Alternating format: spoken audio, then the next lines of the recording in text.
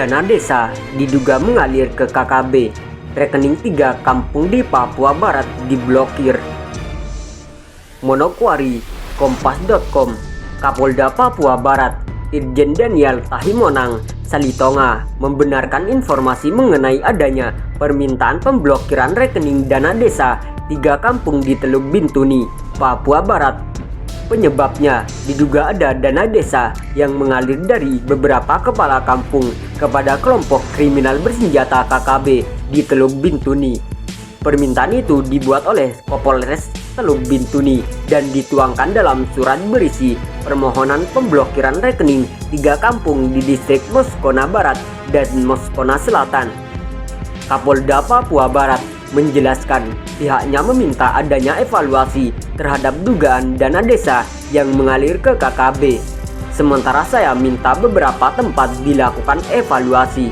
Jadi penerima itu benar-benar warga di situ dan ada orangnya, kata Kapolda Rabu 9 November 2022. Dia mengatakan ada beberapa kampung yang perlu dievaluasi sebab setelah dilakukan penyisiran atau pengejaran terhadap KKB, polisi menemukan beberapa kampung tidak berpenghuni. Jangan sampai tidak ada orang terus dibagi dana desa terus kepada siapa, kata Kapolda. Dievaluasi karena hasil kejadian kemarin penyerangan pekerja jalan, ternyata uang itu tidak semuanya benar diterima oleh warga di situ. Oleh karena itu, mereka sepakat untuk evaluasi dulu, lanjut dia. Kepala Dinas Pemberdayaan Masyarakat Kampung PMK Kabupaten Teluk Bintuni, Papua Barat, Haris Tahir mengaku telah menerima dan menindaklanjuti surat dari Kapolres Teluk Bintuni terkait permintaan pemblokiran rekening 3 kampung di distrik Moskona Barat dan Moskona Selatan. Ya, kita sudah menerima surat dari Polres dan sudah ditindaklanjuti, kata dia. Terdapat 3 kampung yang masuk dalam permintaan tersebut berdasarkan surat bernomor B-278-X-RES 1-24-2022 Satreskrim tanggal 7 Oktober 2022 perihal permintaan pemblokiran dana desa dan alokasi dana desa, yakni Kampung Majik, Kampung Meah distrik Moskona Barat dan Kampung Inggof distrik Moskona Selatan. Menurutnya, pemblokiran rekening sudah dilakukan 1 bulan sejak surat dari Kapolres diterima pada tanggal 7 Oktober. Ini menindaklanjuti pernyataan Bupati Teluk Bintuni terkait dugaan aliran dana desa diduga diberikan oleh kepala kampung kepada kelompok kriminal bersenjata, ucapnya.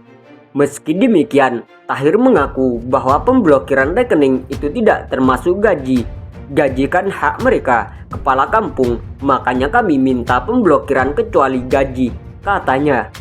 Dia menyebutkan selama ini tidak ada masalah dalam laporan pertanggungjawaban dana kampung di daerah itu.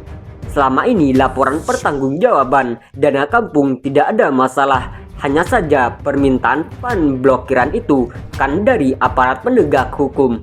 Mereka punya kewenangan, ya kita tunggu hasil penyelidikan saja, ucapnya. Di sisi lain, dia mengatakan pemblokiran rekening bisa berdampak pada terhambatnya program pembangunan di wilayah tersebut. Ya, tentu berdampak pada program pembangunan di kampung tersebut. Hanya saja, itu kan kewenangan mereka dalam proses penyelidikan, tuturnya.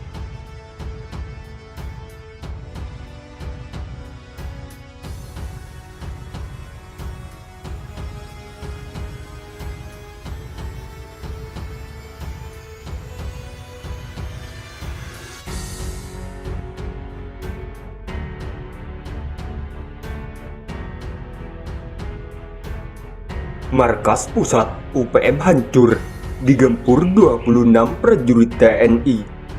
Dilansir dari Viva Militer, Tentara Nasional Indonesia (TNI) baru saja membuat kelompok bersenjata Organisasi Papua Merdeka (UPM) terengah-engah. Bagaimana tidak, dengan hanya mengerahkan 26 prajurit saja, TNI berhasil menyerang dan menguasai markas pusat UPM Makodab 3 Timika di wilayah Kalikopi. Bahkan dalam penyerangan cepat itu, petinggi UPM Timika, Hengki Wamang, tewas. Penyerangan itu dilakukan TNI sehari sebelum HUT RI 75 atau 16 Agustus 2020. 26 prajurit pemberani itu terdiri dari 24 tim serbu dan 2 orang tim intai. Prajurit TNI yang tergabung dalam Operasi Nemangkawi bergerak setelah mendapatkan informasi terkait keberadaan markas UPM di sekitar Timika. Sebenarnya ada 3 lokasi yang terdeteksi, yakni markas UPM di Kalikopi, lalu di Kalikopi Baru, dan markas UPM terbaru yang terdeteksi berada di wilayah Aumoko. Penyerangan dilakukan mulai malam hari dan markas UPM digempur prajurit TNI sekira pukul 05.00 WIT.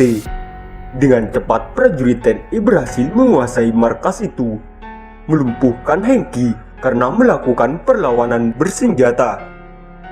Setelah menguasai lokasi, TNI melakukan penyisiran dan menemukan berbagai senjata milik anggota kelompok UPM yang bermarkas di tempat itu.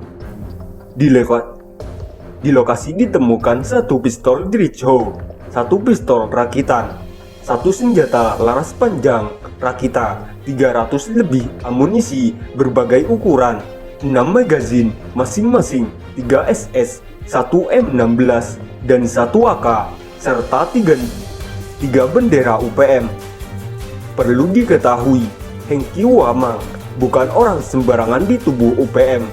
Dia merupakan Kepala Staf Mangkodak 3 UPM Timika. Hengki merupakan komandan kelompok UPM, sementara pengganti Tony Kualik yang tewas terbunuh.